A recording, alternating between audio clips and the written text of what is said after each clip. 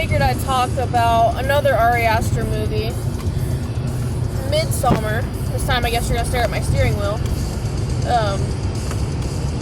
I watched the movie Heredity the other day, and then I also watched Midsommer. This movie I thought was very interesting.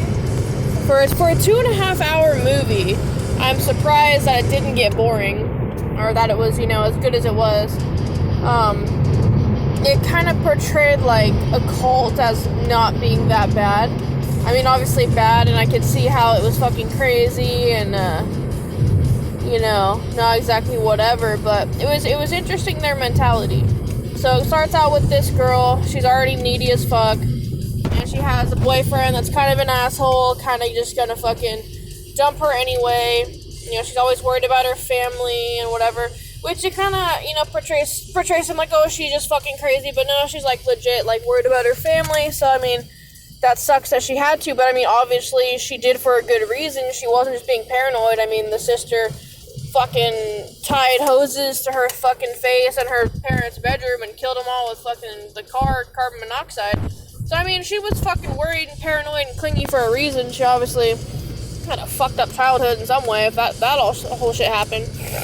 But yeah, so this, like, Swedish looking dude, I think it's Sweden, I'm assuming it's Sweden, I forget though.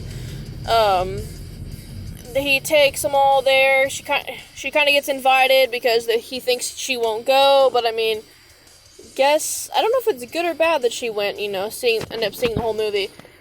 But, and long story short, they go there, and it's like creepy cult-like shit, but they try to participate, and this weird little red-haired girl, I think, takes a liking to her boyfriend, and starts putting, like, her pubes and her saliva in his food and shit, and doing a bunch of weird shit, because they chose him to mate with her, and she slowly I think she starts slowly liking the whole cult thing, because they go through shit together, like when the two old people jumped off the top of the mountain, because, it was their turn to die, because they only lived to a certain age, I didn't totally disagree with that.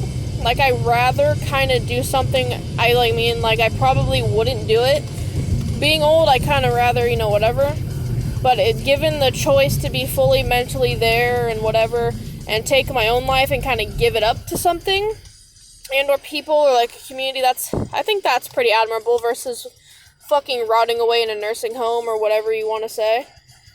So I didn't totally disagree with that. I thought it was different. Another thing I've noticed, too, which the Possession by Horror chick pointed out, is that the dude, Ari Aster, is really into, like, head trauma, like decapitation, head smashing, all that fun shit. So that was interesting. That was an interesting scene. Also, it was interesting that he kind of went there and showed that gore, and, I appreciated that, because that was also, like, it wasn't a big scream. Well, I mean, they were screaming, but it wasn't this huge thing. It was just, like, more silent fucking scariness, But yeah, long story short, so the boyfriend is a cheating ass motherfucker and tries to get away from her anyway.